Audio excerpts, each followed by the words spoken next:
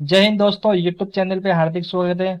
आशा करता हूँ आप सभी अच्छे होंगे, आपकी पढ़ाई अच्छी चल रही होगी। राजस्थान जो हाईकोर्ट एग्जाम है उसकी तैयारी में लगे हुए हैं और बोर्ड ने अभी हाल ही में एक नोटिस जारी किया जो कि आपके फोर्थ ग्रेड एग्जाम का जो उससे संबंधित है। तो इस एक नोटिस में क्या क्या लिखा हुआ है तो इस पे डिस्कस करेंगे आज हम। और आपने जो फॉर्म भरा था वो फॉर्म भरते टाइम आपने क्या क्या गलती की है कि आपसे जो गलती हो जाती है, इंसान से गलती तो सबसे होती है दोस्तों। गलती फॉर्म भरते टाइम अगर आपने कैटेगरी गलत की है तो कैटेगरी को सुधार सकते हो। और आपने कोई मेरिट अनमेरिट कर दिया हो वो भी सुधार सकते हो। आपकी जो आपके बच्चे हैं या नहीं है, दो से ज्यादा है, वो भी आप सुधार सकते हो। मौका दिया गया है। ऐसा पहली बार हुआ है कि जो एग्जाम होने के बाद आपका एक नोटिस नोटिस जारी किया है संशोधन करने के लिए। तो ये नोटिस कब जारी किया होगा, तो ये आइए डिस्कस करते हैं। तो राजस्थान चतुर्श्रेणी एग्जाम आपकी 53,000 पोस्टों पे हो गई है सफलतापूर्वक। और इसके बाद एक नोटिस जारी किया गया और आंसर की आपके नवंबर के सेकंड सेकंड वीक में आ जाएगी दोस्तों। तो हम डिस्कस करते हैं इस नोटिस में क्या क्या लिखा हुआ है दोस्तों। तो बोर्ड द्वारा चतुर्श्रेणी सीधी भर्ती परीक्षा दिनांक आपकी 21 तारीख से लेके 21/3/2025 से लेके 9/19/4/2025 तक जो आवेदन प्राप्त हुई है तारीख जो आपके आवेदन हुए थे।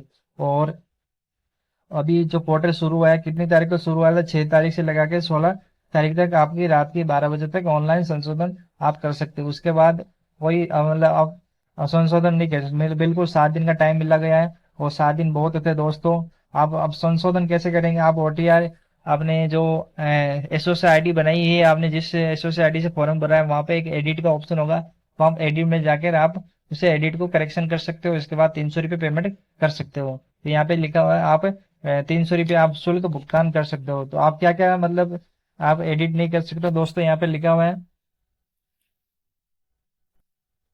तो दोस्तों यहाँ पे साफ साफ लिखा हुआ है आप ओटीआर में दर्ज, देखो क्या लिखा हुआ है, ओटीआर में दर्ज सूचनाएं, फोटो, हस्ता साइन और शैक्षणिक योग्यता के अतिरिक्त आप सभी मतलब आप कर सकते हो, संशोधन कर सकते हो। बाकी ये जो चीजें दी गई ओटीआर में आप परिवर्तन नहीं कर सकते हो।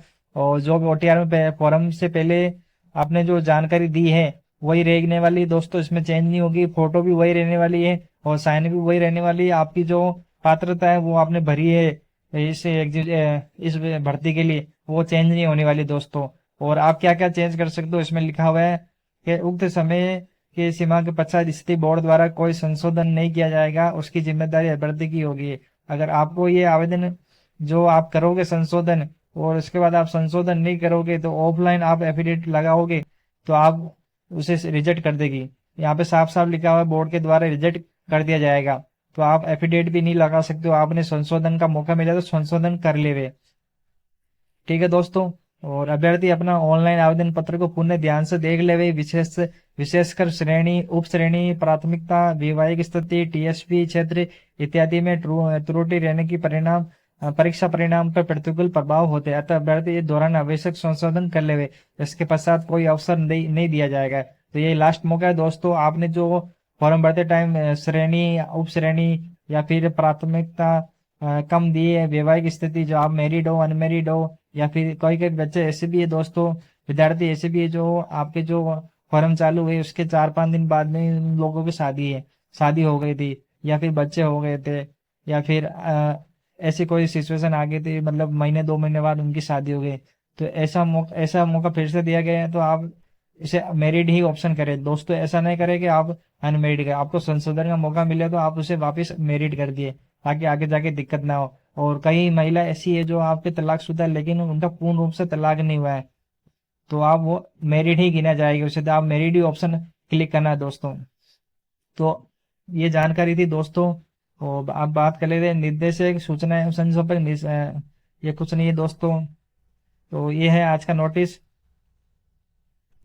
तो नोटिस में क्या है कि मतलब महत्वपूर्ण जानकारी ये है कि आपके जो फॉर्म भरते टाइम आपने जो गलती की हो गई आपसे, उस गलती को आप सुधार सकते हो। देखो मैं आपको जो गलती से भी आपने जो जेंडर चेंज कर लिया हो या फिर गलती से जेंडर आपने गलत कुछ लिख दिया हो उसे आप सुधार सकते हो। और कैटेगरी को सुधार सकते हो, वैवाहिक स्थिति को सुधार सकते हो। अभी मौका दिया गया है, बाद में मौका नहीं मिलेगा। आप सोच रहे हो कि एफिडेविट लगा लें, एफिडेविट भी नहीं लगा सकते दोस्तों। तो आपको मौका मिला है। और हम बात कर लेते हैं तो इसकी आंसर की कब आएगी दोस्तों? आंसर की आएगी आपके नवंबर के दूसरे सप्ताह में या फिर पहले सप्ताह में आ सकते दो।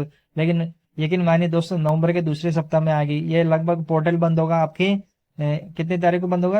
यहाँ पे लिखा हुआ 7-16 तारीख को। और इसके बाद रिजल्ट आपके निकालेंगे, आंसर के निकालेंगे। ये महीना तो पूरा चला जाएगा, फिर इसके बाद नवंबर में, और फिर आपत्ति वाले क्वेश्चन लगभग इसका रिजल्ट आएगा जनवरी के एंड में। जनवरी के एंड में आएगा 2026 में दोस्तों, बिल्कुल।